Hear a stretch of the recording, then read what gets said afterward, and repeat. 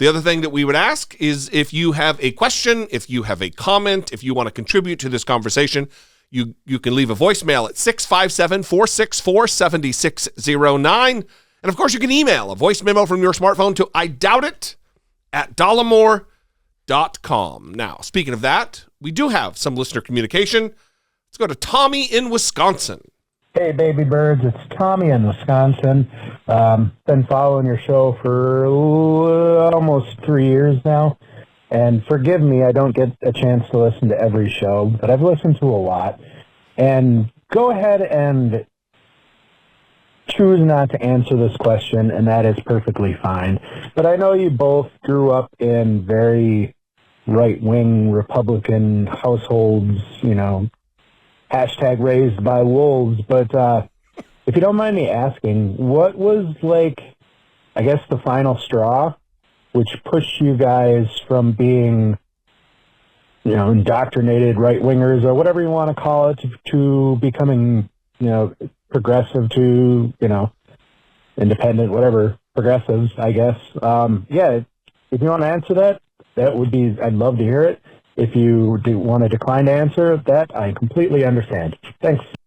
That is a very respectful request to have us answer this question. Especially for an audience member calling in. Usually it's people who fucking demand and I want to know, I deserve to know, in fact. Yeah. So thank you, Tommy, for that very kind way of phrasing it. I think we will answer the question, though, even though you gave us multiple opportunities to say, hey, no, we're not answering that question. So for me, I have gotten better at answering this question because I do get asked it occasionally, and there just is not a moment. And I think this question comes from a good place where people are trying to figure out, oh, good, I have someone here that I can ask and try to figure out what's wrong with all these other people who are still stuck.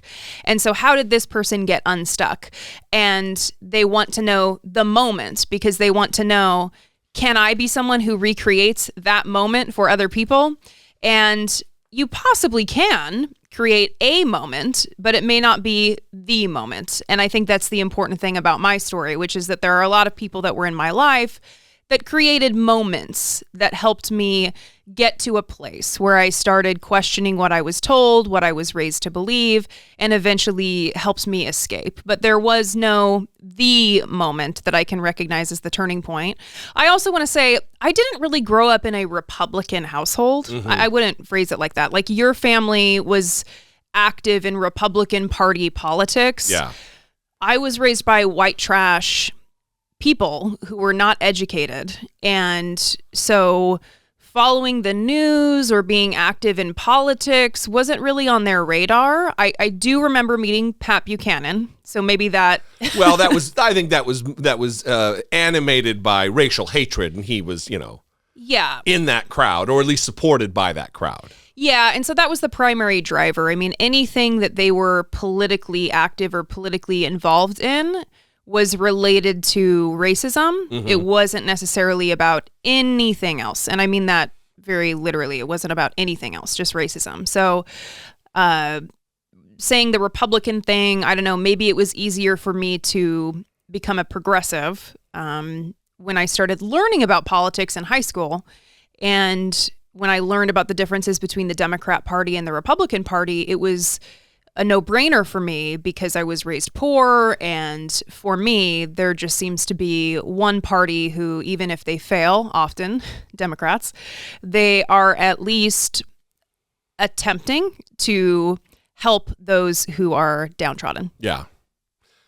Yeah, so, Tommy, my answer is again, it's similar to your, it starts similar to yours relative to the fact that there was no inciting incident. There's not one single eureka moment where a light bulb goes off. It's like, oh shit, I'm on the wrong side. But there are a couple of things that really led me away, or to the perspective of my family and parents and Republicans, astray. And they deal with both lies and hypocrisy. So growing up, when you're told that the sky is yellow when it's actually blue, that trickle-down economics works, that the Southern strategy wasn't a thing, that the parties didn't have that they didn't switch based on a strategy of the Republican Party to appeal to racism to Southern whites, that the national debt was very important and we got to get spending under control. And then, when you start looking at things with eyes open to changing your mind about things, and you realize that every time Republicans are in office, they rack up national debt like crazy, whether that be Ronald Reagan, whether that be George W. Bush, whether that be Donald Trump. And then when they're out of power, then, harumph, we have to take care of the spending. It's irresponsible. But then as soon as they get in office, they do the thing they hate.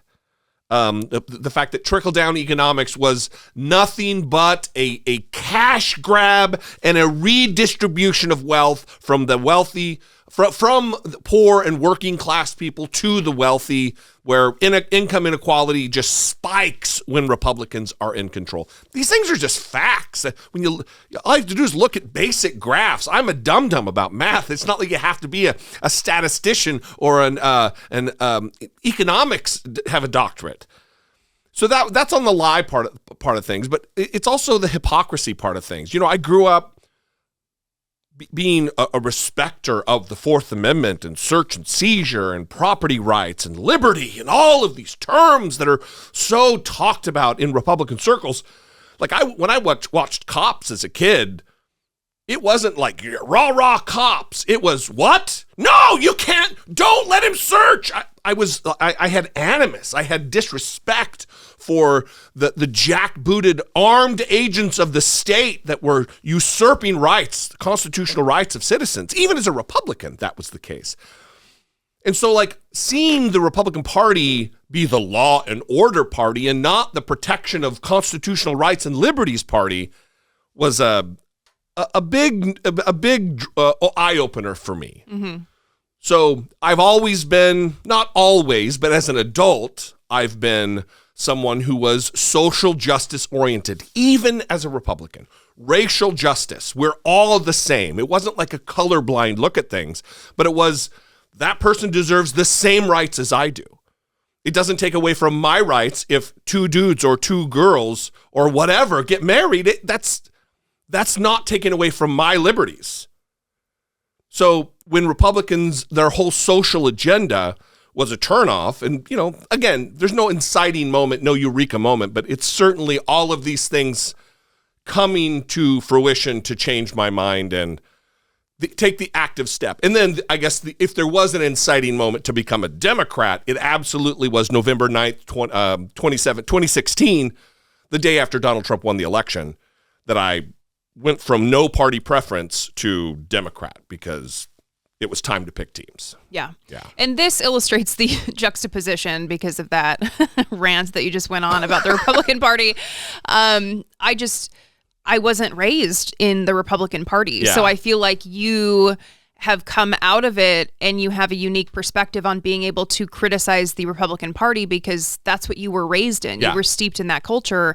And again, the culture I was steeped in was going to Aryan nations and learning that Black people were inferior and that the Holocaust didn't happen. So those were the priorities for my parents, not discussing political priorities and the way that the world should look other than white people should be in charge because they're better. Yeah. So again, which is, it still baffles me that is what they try to pass off when it's just a bunch of toothless hillbillies acting like they're the master race. We're so much better than blacks and Mexicans and gays and Jews, and we're just the worst. Yeah, well, and again, I will start telling stories that are just very normal for me because it's my life, and I'll be talking about the Nazi brawls that would happen in the front yard in my neighborhood where my mom, one time she fought one of the Nazis and a man and knocked him down and he got mad and he stormed off, and I was super proud of my mom because she beat up this dude in the front yard, and it's so Jesus. This is just ridiculous. It's ridiculous what was going on. But yeah, you're right that they're just uneducated and don't understand how the world works, but think that they're better, you know? Yeah. So in terms of coming out of that, I mean, again, the same thing, like people, my teachers, counselors, all kinds of people intervening. And I'm so lucky for that. And that's another reason I'm a little resistant to talk about what someone can do to replicate in terms of changing someone's mind, because I was a kid, you know, and luckily people got to me when I was a kid, and a lot of my changing happened then. And it's not like once I turned 18, I wasn't still saying dumb things. There are definitely dumb things I continued to say after I turned 18. But a lot of the work had been undone already by that time. And so it's difficult for me to be like, well, here's how we can undo the damage of someone that is an adult and in a white supremacist, white power movement. I don't know. Yeah. Well, we also, we chalk up, and I'm not speaking for Brittany, but I know this applies to you as well and how you think about it. We ascribe a lot of how we became who we became on luck, both the good and the bad sides of luck. That's where we are, why we are where we are is primarily because of luck. I mean, whatever success we found in the jobs that we do, it's luck, and you can't strategize for that, not necessarily. So yeah. Anyway, thank you for the question. Do we have an email? We do not. We do not. We're going to move on. We would encourage you to do like Tommy did. Call, leave a voicemail, 657-464-7609. Of course, you can email a voice memo or just regular old-fashioned email to idoubt@dollemore.com.